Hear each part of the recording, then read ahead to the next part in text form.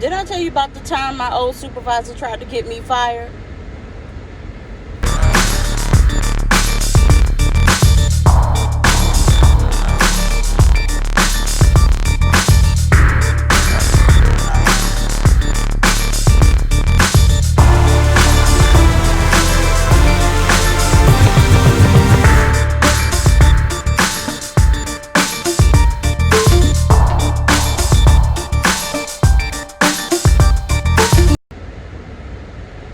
She thought that she had somebody that was going to just let her do whatever she wanted to do. Nah, girl. I need my job. So, I used to work at a company a long time ago. Forgive me for not looking at you directly. I am driving. I used to work at a company a long time ago, and I had been there for some time. And my supervisor at the time, for whatever, had an issue with me. She was one of those people, and I will call her, I don't know, Tessa. We'll call her Tessa. She was one of those people who, okay, it was like something was wrong with everyone except for her. Something was wrong with everyone in the world except for her. She was the only one who ever did anything right. And, you know, everybody needed her help because she was the best in all the land. Okay, so that's the preface on her. Now, I'm a sarcastic person. I do not apologize for that because that is who I am. I've come to terms with it, and everyone who knows me and loves me has also come to terms with it. Now, you all also know that I get Remicade infusions. I get them every 8 weeks. I have been for almost 20 years now. So, she was indicating to us that upper management was coming in to the office in a couple of weeks. So, you know, straighten your desk, and, you know, they go all through all this hullabaloo in order to get the job looking like it should look all the time. Anyway, so we're all, you know, we're amped about management coming in because a lot of people there were new and they had never met, you know, upper management and stuff like that. It was no big deal. I had been there a while. I had met them. Not a real big deal. Anyway, they were sights like they were superstars coming in. They were not. So when they came in, they walked around to they walked around through the call center and everything, and they were just speaking to everyone, and they would introduce certain people. Now, I was a tenured rep. I was there for longer than 10 years. But I wasn't a certain person that they would introduce because I just wasn't.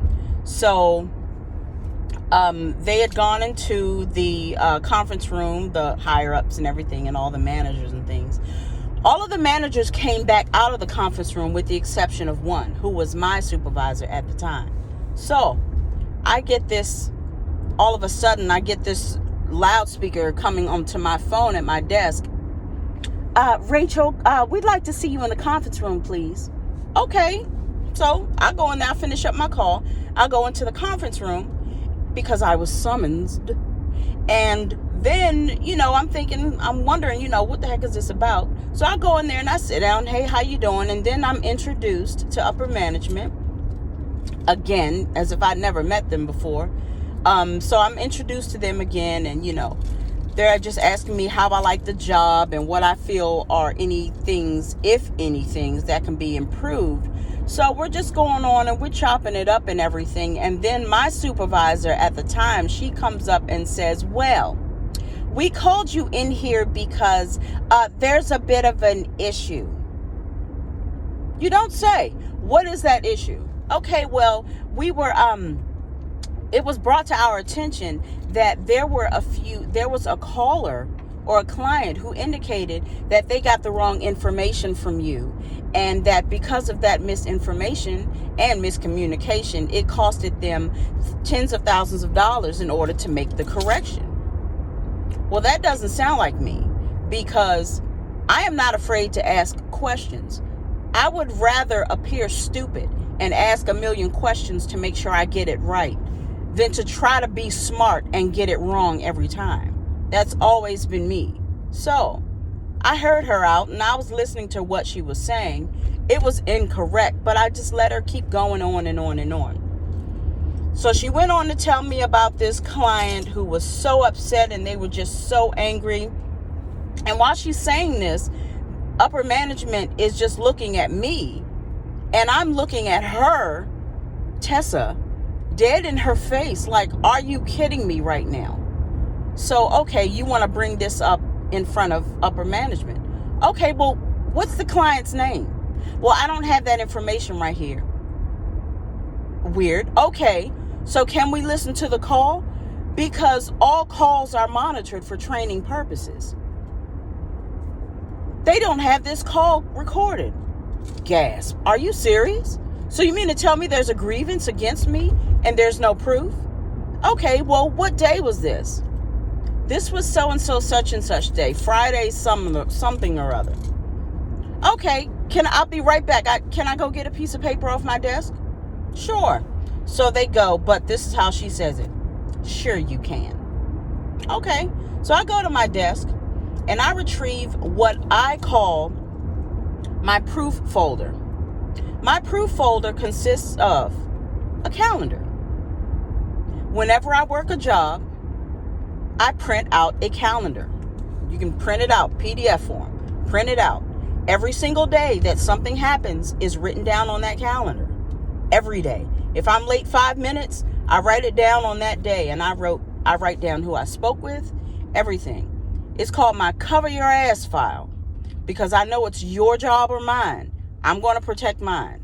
So when I went and got this file, the day that they were speaking of, or the day that Tessa was speaking of, I was not there. That was a Remicade day. I was not there. When I have Remicade, I am not there for the entire day. Why? It's a 4 to 6 hour procedure. I wouldn't go to work before and or after that procedure. I wasn't there on that day. So I just sat it down in front of her and pointed to the day. Is this the day you're speaking of? And she was silent. So what I did was I turned to the upper management and I said, okay, this is what I keep. I keep a log of every customer I speak with, every situation there is, and every day that I've been on this job. I was not here on this day that she's speaking of. Now, if she can produce the tape that shows me, or you can hear me, you can produce the tape of my call, I'll acquiesce and I'll apologize. But until then, I'm going to let this stand. This girl tried to get me fired. Girl, you crazy. I'm not her. I'm not her. So she tried to get me fired for whatever reason. I don't know what the issue is. Maybe I was smart to her. Maybe I got sarcastic with her. That's who I am. And I turn it down, but I don't turn it off. And it was not, whatever it was, in my opinion, it didn't warrant her trying to get me fired. It didn't warrant her trying to be funny in front of upper management. But what it did warrant was her getting her ass handed to her, because she eventually got fired a couple months later.